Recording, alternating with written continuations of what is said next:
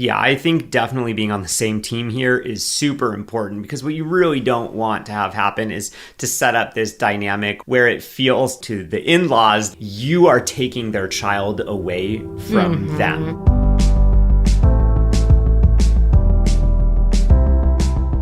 Hello and welcome to the Pillow Talks podcast. We're your hosts, Vanessa And Xander Marin. I'm a sex therapist with over 20 years of experience. And I'm just a regular dude. We share the ups and downs in our relationship while giving you step-by-step techniques for improving yours. Make sure you subscribe for your weekly double date full of totally doable sex tips, practical relationship advice, hilarious and honest stories of what really goes on behind closed bedroom doors, and so much more. It's the sex education you wish you'd had. This week, we are talking about in-laws and the holidays. Oh, this will be a good one. Chances are you are probably going to be seeing your in-laws at some point over these next 6 weeks or so. Maybe you'll even be seeing them a lot. And in-laws and the holidays are each tricky topics in their own rights. I mean, maybe even your own family, your non-in-laws. Oh, yeah. Are challenging. Parents and the holidays for sure. So we decided to make things extra challenging and combine them and have an episode about how to navigate in-laws and family stuff during the holidays. First of all, we just want to say this can be really hard. Like, we are both very lucky that we have great relationships with our in-laws. There haven't been any major fallouts or huge fights or anything like that. Like, we both get along with our in-laws really well. They get along with each other really well. Like, we're very lucky in that regard. But still, like, we've had tense situations with like who we spend the holidays with, how much time we spend with them. Is it fair? Is it even? The specific things that we do together. Like, this is just tricky stuff. Yeah, there's been disagreements over gifts, gifting philosophy. Oh, yeah. Who's getting what, how much.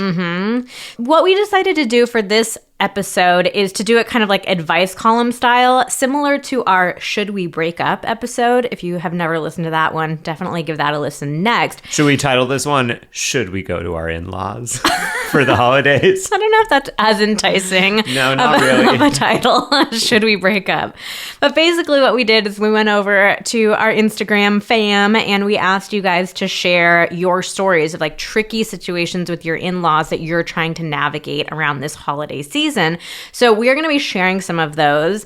They're some interesting stories, I'll just say that. So even if you're somebody who, like us, you get along really well with your in-laws, you haven't had any major disagreements, this is still going to be a really interesting episode to listen to just from the stories alone. But we're also going to be talking a lot about just how to set healthy boundaries and navigate complex relationships, be better communicators. I think there's going to be a little something for everyone in this episode. Oh, yeah. First of all, let's get into the review of the week. And before we even do the review of the week, I have to say, I think someone on our team has probably been listening to me struggling with these reviews. It's like a screenshot from Apple Podcasts and like, you know, it's hard to see the emojis. Clearly, someone on our team has taken it upon themselves to really maximize the size. It is so big. It is so big. The font is like 2 to 3 times larger than the font with like our notes on the episode and the stories that we're about to read. Thank you. I won't miss a thing, and these emojis are crystal clear. Okay, let's see how you do. Such a pleasant surprise. Hallelujah touchdown. Hallelujah touchdown. Oh, yeah, we went over this one before. That's what you think that one is. Okay. Yeah. I stumbled upon Vanessa and Xander through the Herself podcast when Vanessa was a guest and talked about postpartum sexuality. Yeah, if you have never heard the Herself podcast, those are some really good friends of ours, so definitely check them out. They are great. We love them. As a recent postpartum mom, those episodes really spoke to me. Vanessa helped me understand that so many of the changes that were happening in my sex life were normal and that I was not alone. Heart.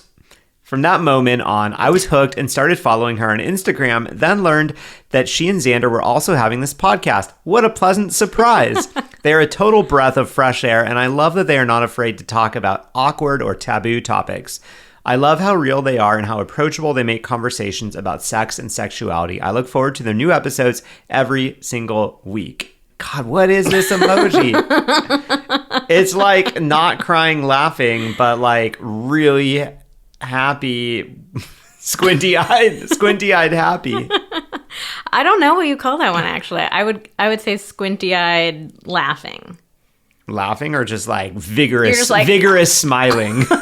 That's what I'm going to go with. Vigorous smiling. Okay. Maybe we'll have to put the emoji on our... Possibly even aggressive smiling. Ooh. So aggressive that your eyes got scrunched up. Yeah. Should we do with like our little announcement of the podcast of the week, us trying to enact that one? Yeah. We both just did it at the same time, so we both had our eyes closed and couldn't see each other. And then there was total silence on the podcast. We're doing such a great job with this podcast. Thank you so much for leaving this great review. Excellent emoji choice. You stumped both of us. We really, really appreciate the reviews. Not only are they fun for us to read, and Xander's just increasing his emoji knowledge every week, it also really, really helps the podcast grow and helps us reach new people. So we do a weekly giveaway with the reviews. If you haven't heard of it yet, all you need to do is submit a review on Apple Podcasts, and then you are entered into our weekly giveaway every single week going forward.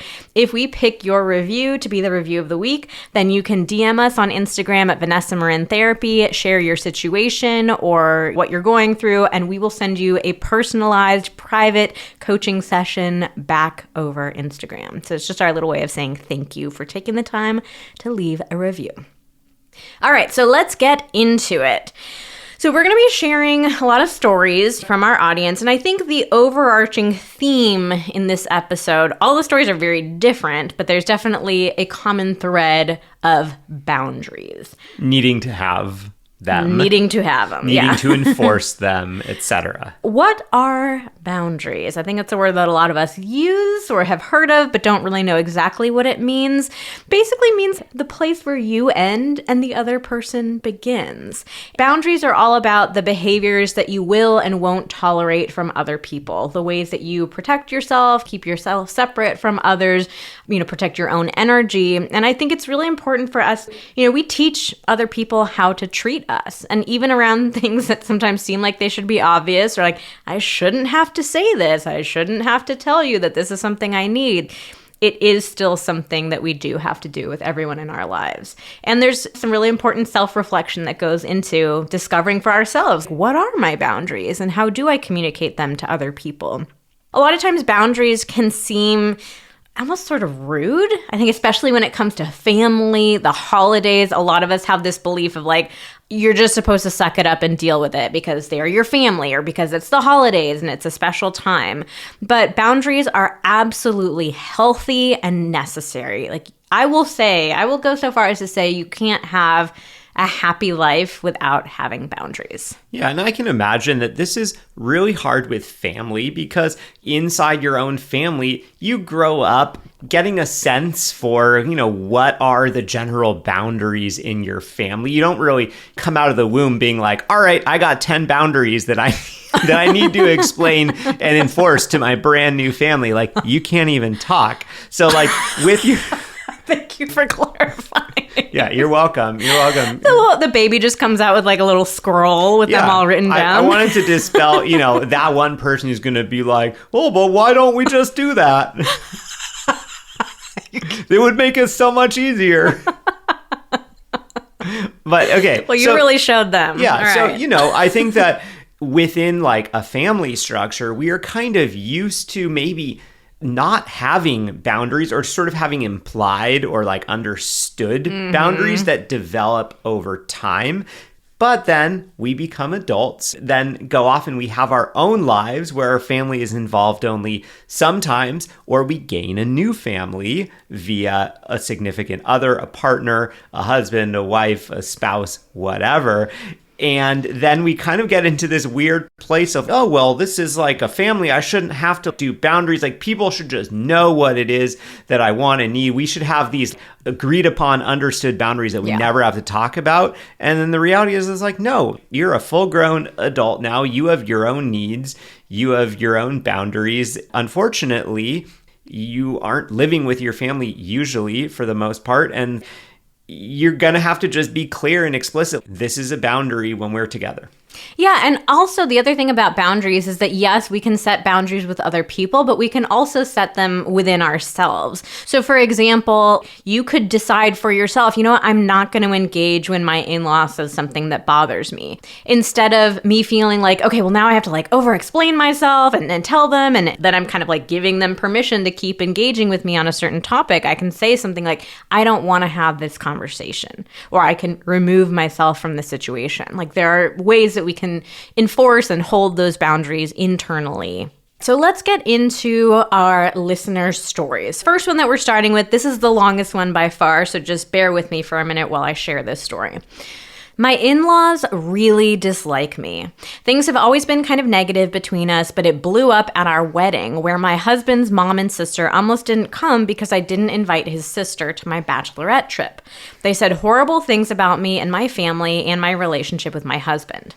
Fast forward to Christmas after we got married and we went over to my in-laws' house for Christmas Eve. His mom and his sister did not look at me or speak to me all night. They acted like I had some horrible disease and they wouldn't even sit next to me. It made me feel like the worst kind of person, even though I hadn't done anything wrong. Since then, my husband and I have agreed that there need to be boundaries in place, but the last 2 years have been so difficult around the holidays. It just feels like because of the time of year, you can't just cut your family out even if they are toxic.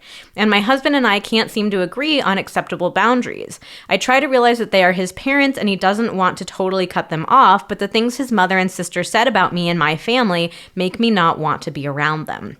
I usually end up giving in at Christmas and we go to his parents' house anyway. Although this year his parents are living with his sister who we are not on speaking terms with. It's chaotic and stressful. I wish we didn't even have to deal with seeing them at the holidays, but his mom would be so upset with him if we didn't make the effort.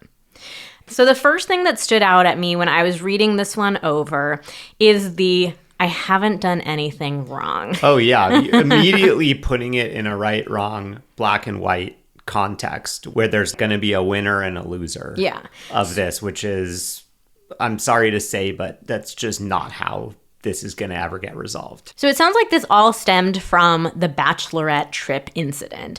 I think it's her right to pick who she wants to come on her bachelorette trip. It's her trip. And that being said, I can completely understand the sister-in-law feeling hurt or left out that she wasn't invited.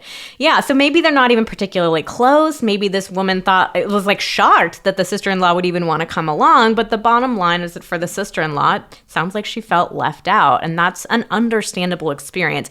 It actually sort of made me think about how much family tension there can be around weddings.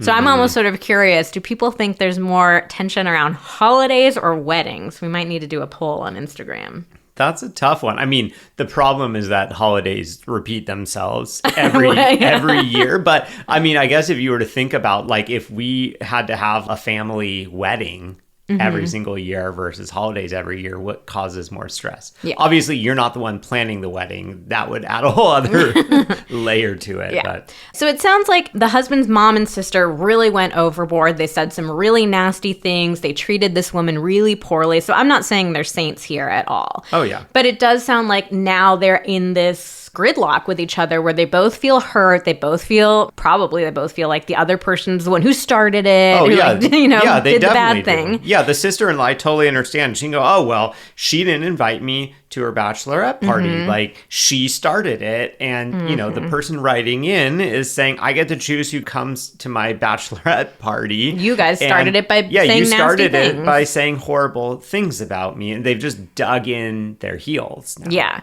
My advice to the woman who wrote this is, could you be the bigger person and apologize first? And to be super clear, you're not apologizing for everything. This isn't like a blank check. I'm a bad person.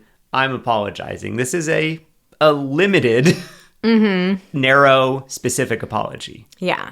So I think that in a way, actually, the holidays can offer this nice opportunity for us to try to reset with each other and get back on the same page. So I could imagine saying something like, and maybe this could be a conversation over the phone. This could be like an email that you send. I tend to prefer the email stuff. It's nice to like give people a little bit of space to process your words. But I could imagine saying something like, with the holidays coming up and just thinking about how this is such a special time of year and, we spend it with family, I would love for us to have a more pleasant holidays this year.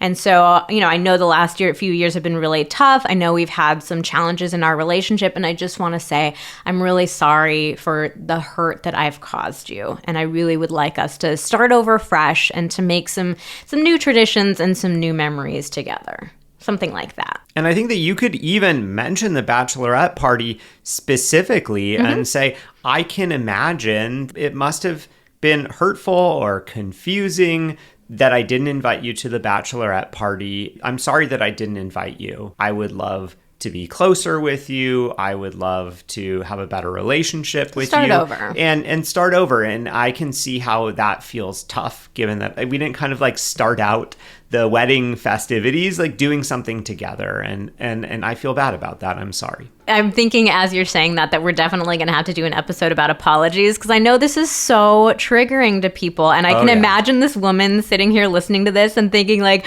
I did nothing wrong. It was my bachelorette party. Like, it sucks to apologize for things. But I think it's really important to recognize the intentions that we have with our words and our actions often have very different impacts on other people. So even if you felt like your intentions were totally pure, you didn't do anything wrong, you didn't mean to hurt any feelings, whatever the reasons were why you didn't invite her, I'm sure there are good reasons. So whatever those intentions that you had, the impact was different. And it feels hard to acknowledge that impact because you're like, I didn't do this to be a jerk. I didn't do this to like purposefully hurt her feelings. But that's not what an apology is. An apology is just acknowledging another person's reality, another person's experience, even if it's completely different from yours. Yeah, and I think the real key here is that you're not saying, I'm so sorry I didn't invite you to the bachelorette party. I'm a horrible person because I didn't invite you. What you're saying is, I'm sorry I didn't invite you to the bachelorette party because I can see that this has caused some hurt, and that makes me feel really bad to see the impact that that had on you. So you're apologizing for the impact that not inviting her had on her. You're not saying like, I was wrong, I'm bad, I'm whatever. Exactly. You're trying to validate the feelings that she had and apologize for the part that you played in her feeling that way. Yeah.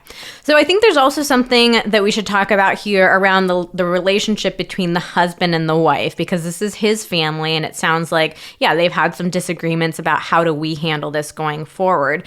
It's so important for partners to get on the same page before going into situations with family. Because if you guys aren't on the same page and then you go into the fire pit, like it's just going to blow everything up. Oh, yeah. Right? There's so much opportunity for having misaligned expectations, feeling like you're getting pressured into doing something or making certain commitments or whatever in the moment. And so, all this takes is some pre-planning, some level setting of expectations and boundaries, and just really making sure you're aligned and on the same team. Yeah. So my hope is that if this woman can apologize, that maybe it can start this conversation and they can all start over and get into a better place. But like, let's say that they're not ready. None of them are ready to go there quite yet. It falls on the husband to be the one to set boundaries and be more communicative. So I think it's a good rule of thumb that if they're your parents, you're the one who should be communicating with them directly about the boundaries. Because you and your partner, like, you want to be a team. You want to be like on the same page, on the same team about this kind of stuff. So of course, there are always exceptions to this, and you are allowed to have your own boundaries. You're allowed to be your own person separate from your partner. But I think, especially as a first step, it's best to have the son or the daughter of the parents be the one who's talking to them directly. One specific thing that came up for me reading over this is like, if the wife is going over to the house and there are nasty things being said about her, if people are refusing to even acknowledge that she's there, like making her feel completely unwelcome, I think the husband could say something like, I'm not going to come to your house unless you are civil to my wife. You guys don't have to be best friends. You don't have to be all chummy, but like, you have to treat each other with a basic level of respect. Acknowledging each other's existence, saying hello, not saying anything nasty like to their face. That's a bare minimum. Yeah, it is important to me that my wife, who I love, is shown basic respect. by my family. And that's a very simple request. And I don't think that's a request that anyone is going to argue with. But I think that is where it is so important that initial apology come first. Because without that, it's going to get into a he said, she said type of thing really quick. Without that, the husband goes in and says, hey, you got to be civil to my wife. It's just going to turn into, oh, well, she wasn't civil to me when she didn't invite me to the bachelorette party. So taking responsibility for our part in things first before setting those boundaries, I think is really important because you have a much firmer ground to be able to set that boundary. Yeah, absolutely.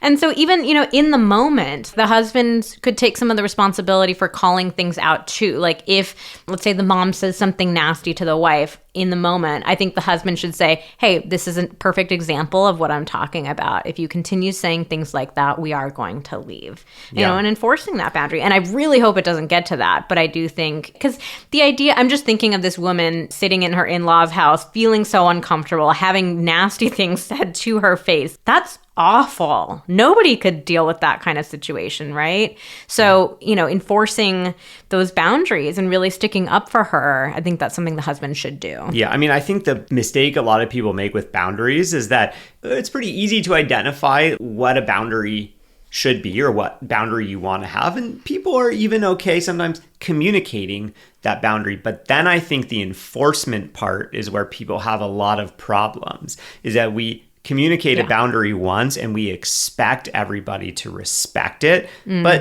everybody is not you. They are not constantly having those boundaries running through their head. So it's very easy for someone to inadvertently violate a boundary. Like someone else is going to need a number of reminders oftentimes to really internalize, oh yeah, this is this important thing that I need to respect. And even if, you are kind of intentionally not respecting a boundary, that's where the enforcement becomes super necessary. Like there needs to be something that happens if the boundary is violated multiple times. So in this case, it's if you are not able to be civil to my wife, the most important member of my family, then we will go home. And then it actually becomes very important to properly enforce that. So if they aren't civil, maybe it's like, okay, I'll give you one warning, like, hey, that didn't feel like a respectful comment. If this happens again, then we are going home. And then you actually have to go home. Because if you don't enforce the boundary, all you're doing is you're training other people. The boundaries you set are not actually important to you. Bingo.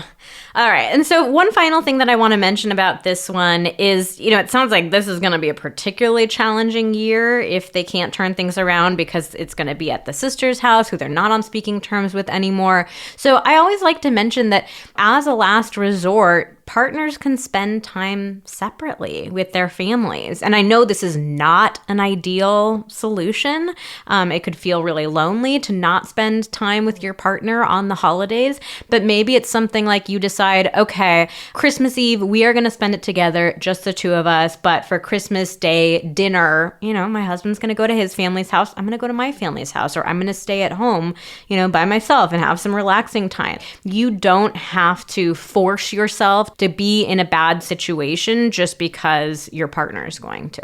Yeah, I think that if they were to do that, the one thing that I would hope is that the husband can still just set some general boundaries of respect for his wife. Because I could imagine a situation where, he goes over there without the wife and then like the sister is just saying all kinds of horrible things. And in that kind of case, I think it's still really important to stick up for your partner and be like, it does not feel good for me to hear you saying these horrible things. And like, I'm not going to be able to continue doing these holiday things with you if this is how it is. Absolutely.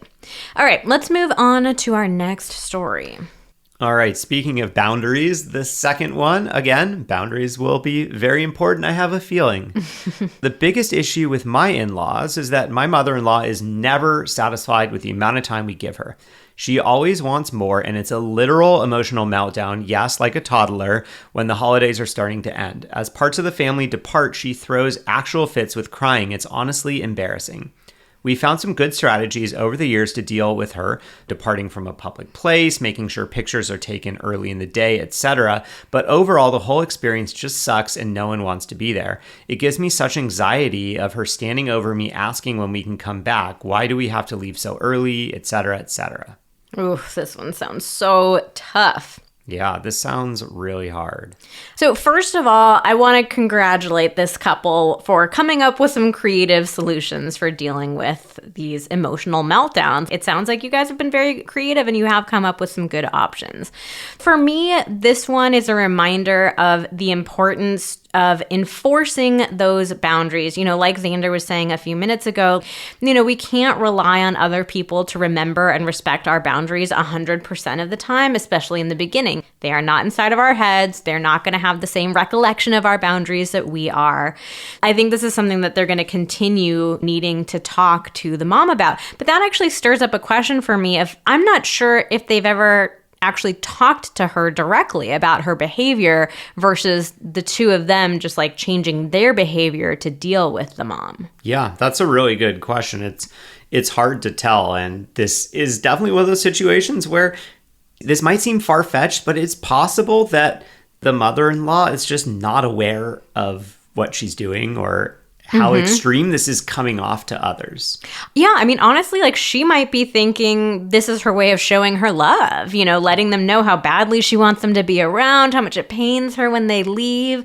I mean, it's always shocking to realize how different somebody's intentions are from the impacts that they're having. Yeah, I have a suspicion that it's not just that in this case. But I think so, but I just wanted to toss it out there. It's really good to start in that place because so often we jump 2 levels beyond and go like, oh, this is so messed up, or this is this huge problem, and we start addressing it from that perspective when in reality it could have just been like a misunderstanding. So it's always good to exhaust that misunderstanding possibility at the beginning before moving on to the bigger stuff. Yeah. I mean, it seems to me that there's clearly the mother-in-law is going through some sort of issues or maybe even trauma around the holidays. So there might be a possibility of trying to tap into some compassion, maybe trying to see this as a mental health issue or at the very least an emotional regulation issue. And that was the first thing that really stuck out to me with this. I felt really sorry for this woman who's really struggling to regulate her emotions. Like it sounds like she's having emotional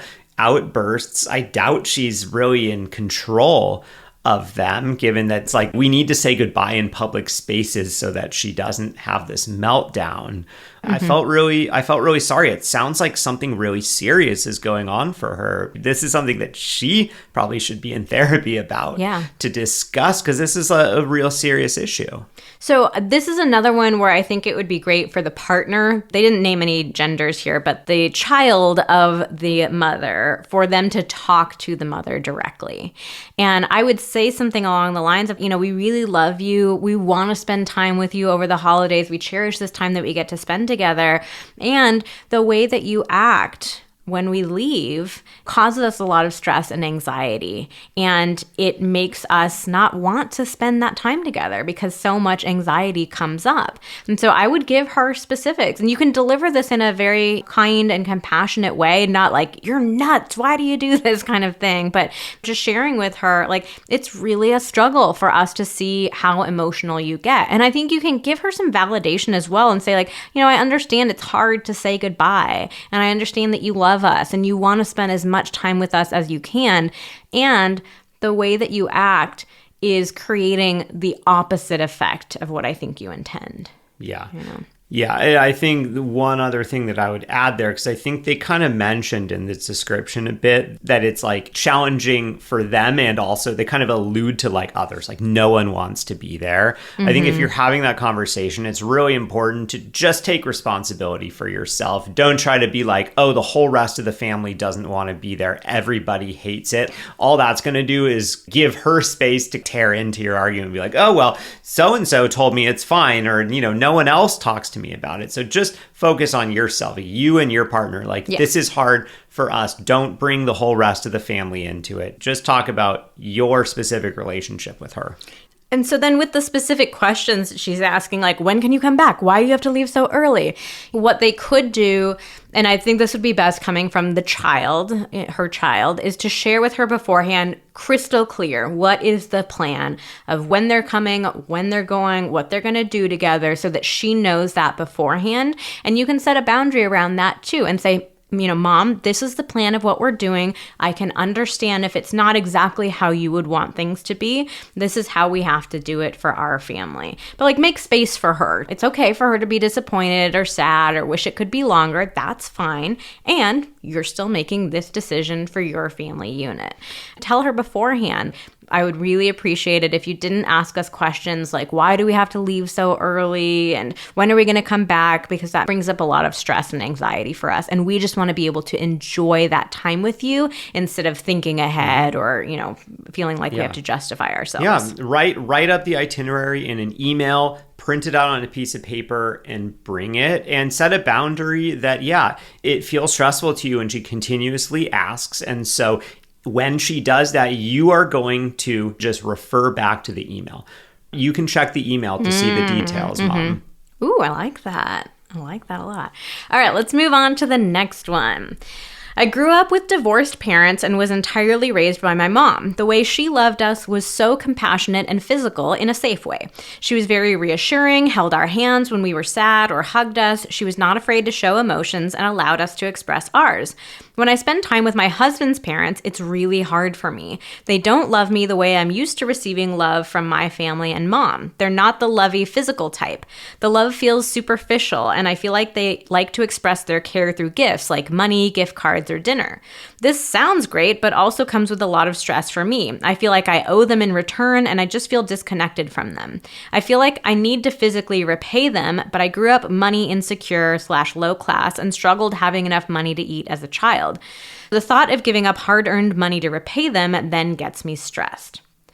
All right, so I think the main thing coming up in this one is that these people are speaking very different love languages. Oh, yeah. Not only do we have our own personal love languages, I think that there's also family love languages. Within a given family, a whole family dynamic comes up, and it's hard to break out of those dynamics. And any given family, there could be a dynamic that's like, this is how we do the holidays. These are the types of gifts that we get. These are the types of things that we do. And so between families, even if within that family you have different people with different love languages, there can kind of be this default like, okay, yeah, we spend a lot of time together on the holidays. We don't do a lot of gifts. Or we just do gifts. We don't spend very much time, but we do like really lavish gifts. Yeah. So if you haven't heard of the love languages, it's this model that describes the ways that we like to give and receive love. There are 5 different languages. One of them is gifts. Yep. And one of them is physical touch. We actually have an entire series about the love languages over on our YouTube channel. We have a different video about each love language, and we talk about how to love other people in their language if it's not your language, because this is one of the common things that comes up in really any kind of relationship is like we're looking to give and receive love in different ways, and that can cause us to feel disconnected, misunderstood.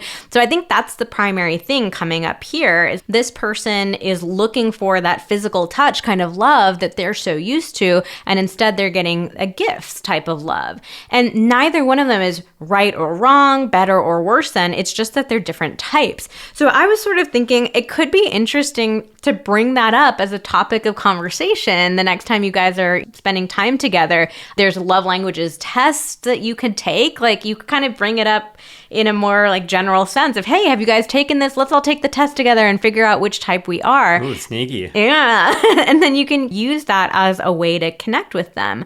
There could also be a way of opening up a deeper conversation about your families and kind of share with your in-laws, this is my story of the holidays and my families and, the way that we would give and show love. And, how does it work for you guys? Tell me more about your histories and your traditions and why do you love each other in these specific ways? It also stirred up for me what I didn't see in this question.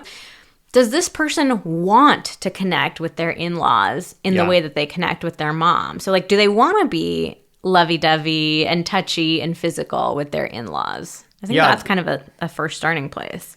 I think it's also worth considering, like, is this just the way their family is, or is this like an intentional choice that their family said, we like to give gifts and this is what we do? Or is this just something that is kind of developed over time and no one has ever questioned, oh, why is it that this is what we do on the holidays? Instead of spending quality time together, we give a lot of gifts, or like we'll go to a fancy dinner and that kind of is all we do. So, I mean, it can be interesting if you're having a deeper conversation about love languages or what you're used to in the holidays, just getting to know individual people and asking like how they like to give and receive love on the holidays, and perhaps you can kind of tailor your I'm putting gifts in quotes, like your holiday gifts to each person based on what it is they really like. And there may only be a couple people that really love receiving gifts, and there may be some people that like spending time or do like physical touch or something like that. And you can kind of tailor what you do to different members of the family rather than just assuming, oh, well, they all give gifts, so I have to also give gifts. That's the only way that I can do it. I do think that this person has to do a little bit of self-exploration around why gifts bring up so much anxiety for them. And they know, that it comes from this money insecurity that they had as a child. So that's a great first step that you've identified it, but there's probably some work for you to do in therapy or even journaling or something around processing that. Because the reality is when somebody gives you a gift, and especially somebody whose love language really is gifts, they love giving that gift, and there's not a sense of needing to be repaid, especially like financially repaid. Oh, I gave you this nice comforter for Christmas, and now you have to pay me back $300. Yeah. Oh, yeah, and it's like you have to Google the gift so that you can figure out exactly how much it cost, and then give me something of that same value in return. Yeah, of course, there are going to be some people that have a kind of skewed view of things and maybe do expect that. But for the most part, I think when people are giving a lot of gifts, there is not this idea of I need to receive something in return that is of equal or greater value. But I think it's really easy for us in our heads to go to that place when we feel kind of blown away by something that someone has given us. We go, oh, well, the only thing I could ever do to make up for this is to give them something back of the same value. Yeah. So one thing you could do particular to the holidays is you could have a more open, straightforward, kind of setting expectations type of conversation of what are our rules around gifts. So could it be we're setting a maximum that everyone can only spend $50 on a gift or $100 on a gift, something like that. So if you kind of set those expectations beforehand, you wind up avoiding some of these kinds of situations. But I also think it could be the opportunity for like a really nice intimate conversation between this person and their in-laws for them to share, I really appreciate that you give me these gifts. You guys are so generous.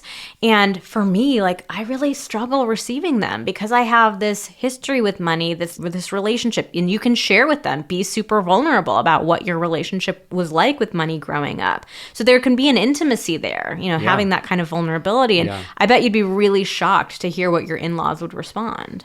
The other thing here is that you can always set a boundary in terms of what you're open to receiving or not receiving. I do think there is some personal work to be done around receiving, some really beautiful, vulnerable conversations you can have. But if you're just at this point where you're feeling, I don't want to receive these gifts, you can say that. You can tell your in-laws, you're so generous. I really appreciate it. This year, I really would like to not receive any gifts. So please, if you wanting to give something, donate to charity or, whatever, but like I really don't want to receive anything. And that would be fine too. But final note that I want to make on this one is going back to this person saying their love feels superficial. I just think it's so important not to judge the different ways that people like to give and receive love. So it is easy to look at like giving gifts and money as a superficial thing. But for a lot of people, and I can kind of speak from experience because I love giving gifts to people. When I give gifts to somebody, it comes from a really deep place of love, of like, I've thought about this person. What do I think they would like? Exploring different things. And it feels so good to me to be able to give somebody a gift. It genuinely feels like a place of love. It doesn't feel like oh, look how great I am. Look how much money I have. Honestly, we just gave our employees really generous bonuses after a big project. And you could say that that was like a superficial thing that I got a lot of enjoyment out of giving money to our employees. Obviously, an employee-employer relationship is different from, in-laws. Yeah, where are we going with this one? But no, what I'm saying is that, like, yes, I gave our employees money, but I felt really good being able to do that. It felt like a nice gift, a way of acknowledging all of their hard work, of making them feel valued, part of the team. So all of this is just to say that money and gifts are not necessarily just shallow or superficial things. There can be a lot of love behind them. All right, so let's get on to the next story. My sister-in-law and her husband have been gracious enough to put us up in a spare room every time we come back in town for the holidays. I've never really felt comfortable staying at other people's houses and would much prefer a hotel room. It also gives us an out at the end of a long but good day with family. My wife is concerned that staying elsewhere would hurt her sister's feelings, so for the last 18 years, we've slept on a small, sagging bed whenever we visit.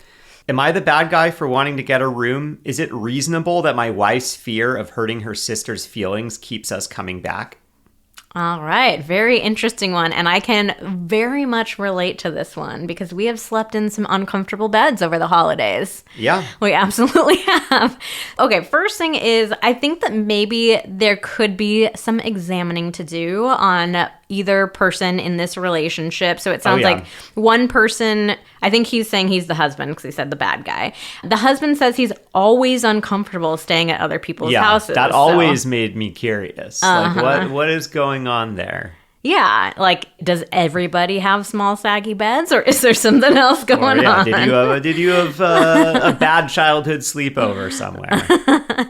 And then the wife sounds like maybe a little overly worried about hurting other people's feelings. Yeah, or like protecting her sister's feelings, like not even having the chance to hurt her feelings, like preemptively protecting her sister's feelings. So this one actually feels pretty straightforward to me. I think it is totally reasonable to want to be comfortable. Yeah. Like, it's okay. And yes, the holidays, like, we want to spend time with family, we want to be together, but I think it's reasonable to want to sleep in a comfortable bed, to want to get a good night of sleep, to want to have privacy so you can have sex over the holidays, or to want to have your own bathroom. Like, all of those things are completely understandable. Yeah, I mean, and if this is a struggle, think about, like, it gets easier to consider if it was like, would you sleep on the floor? Like, at what point would you be like, okay, we're just gonna get a hotel room? Like, the small saggy bed, I guess, is sort of a gray area, perhaps. And it's like, well, we're in a bed. Like, it could be worse. But if you're going to your family's house and they're like, yeah, all the bedrooms are full. We also don't have any air mattresses. You're just literally gonna be on the hardwood floor.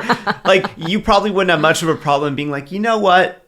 We are going to get a hotel and we're not going to feel bad about that. Yeah. So think if you can realize, okay, well, in some situation, I would do this. I think then it becomes easier to be like, okay, well, it's not like totally out of the realm of possibility that we do this. Yeah. And just to normalize this one, like, I very much relate to this because we are actually spending Thanksgiving in a hotel ourselves. There is a bedroom for us to stay in. We're spending it with Xander's family. There is a bedroom there for us, but we want to be comfortable. We want to have a bigger bed. And so we're staying at a hotel, and, like, that's okay. So I think that what you could do is to have the wife talk to her sister directly well ahead of time and to say something like, we love staying with you guys. We're so appreciative of your hospitality. We're really looking forward to spending the holidays together. But this year we decided that we're going to stay in a hotel so we can have a little more quality time together. Obviously, if you tell the sister your bed is small and sagging and terrible and we hate it and we don't ever want to sleep in it again, like, of course her feelings are going to be hurt, right? Yeah. But if you frame it as, we want to spend some quality time together, or maybe even saying, it's been a chaotic year. We haven't gotten much time together. We wanted to just have a little bit of privacy. Or there's this really cool hotel that just opened that we're dying to check out.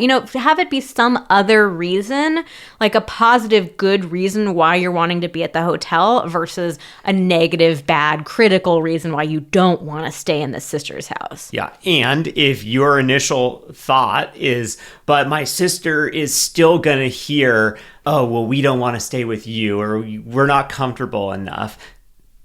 Too bad. Your sister is going to hear what she hears. As long as you do your part in being really clear that it's about you, we are going to stay in a hotel because, we want to have some time together. You do your part to make it as clear as possible to you. Other people are allowed to have their own reactions. They're allowed to have their own interpretations of things. We can't control the way that other people interpret the things that we say. And vice versa. You can't make an omelet without breaking a couple eggs.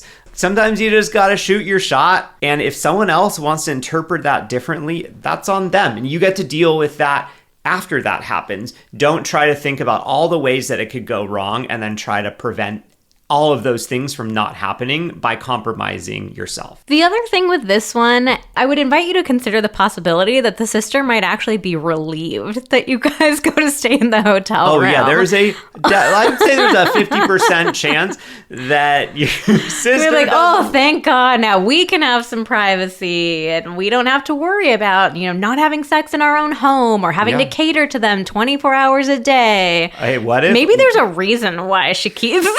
We just thought of that at the same time, didn't we? That small saggy bed could be there for a reason. Did you ever consider that? She's been waiting 18 years for you to ask if you can stay in a hotel.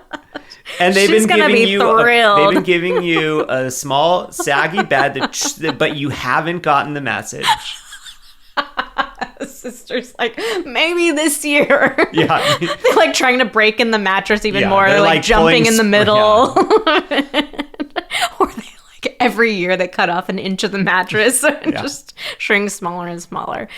All right. So let's get to our last question of the episode. My soon-to-be in-laws are great with everything but holiday planning. They automatically think that their family should be the priority, and it's very hard to plan things with my family without upsetting them. My parents are recently divorced less than 5 years ago. I have grandparents that I need to spend time with before I can't anymore. I have to split my time between 3 get-togethers on my side and then try to make it work around my in-laws' schedule. My question is, how do I approach asking for flexibility without offending them? P.S. Love your podcast, and my fiance and I are using your connection challenge as wedding prep. Excellent idea. Very good choice. Okay, so this is such a classic dynamic that comes up, the comparison/fairness game when it comes to spending time with families.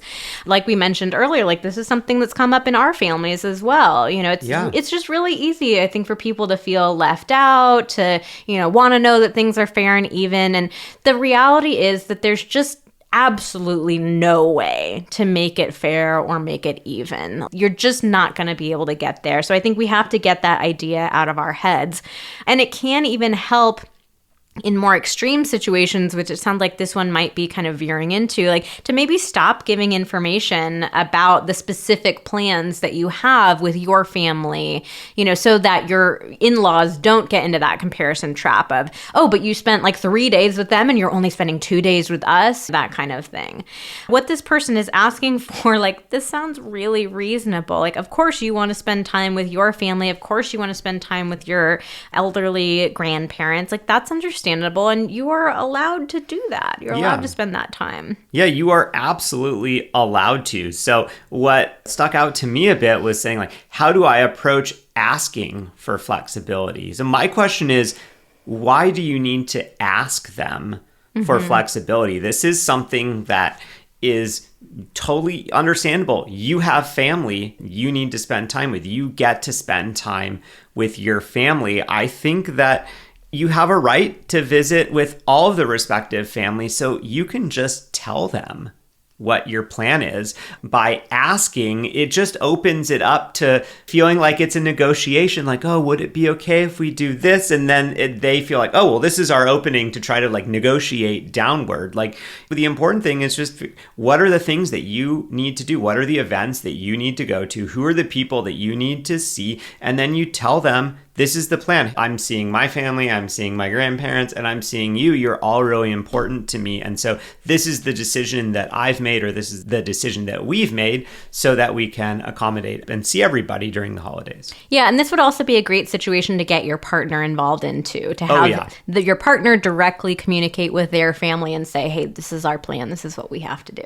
Yeah, I think definitely being on the same team here is super important, because what you really don't want to have happen is to set up this dynamic where it feels to to the in-laws that you are taking their child away from them.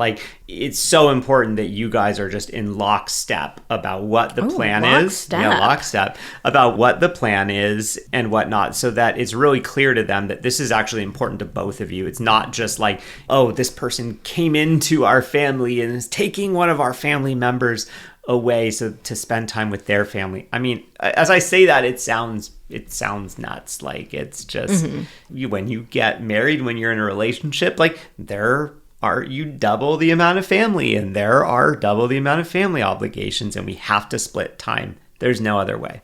All right, well, that is it for us this week. Like we mentioned earlier, we do have that whole YouTube series about different love languages. I think that's just a great primer for everyone to check out before heading into the holidays. Just help you learn a little bit more about how everyone in your family, your partner's family, likes to give and receive love. And we're all different. We're all different, and it's important to just understand the differences between us and, understand and respect those differences. Yeah, and if you are loving our podcast, we would also love your support over on our YouTube channel. We do YouTube videos every week on Tuesdays. They're really short, snappy, fun, to the point, and we talk about some of the most popular topics like face sitting. That was a recent, very popular video that we had. Oh yeah, it's a real thing. It is not a joke.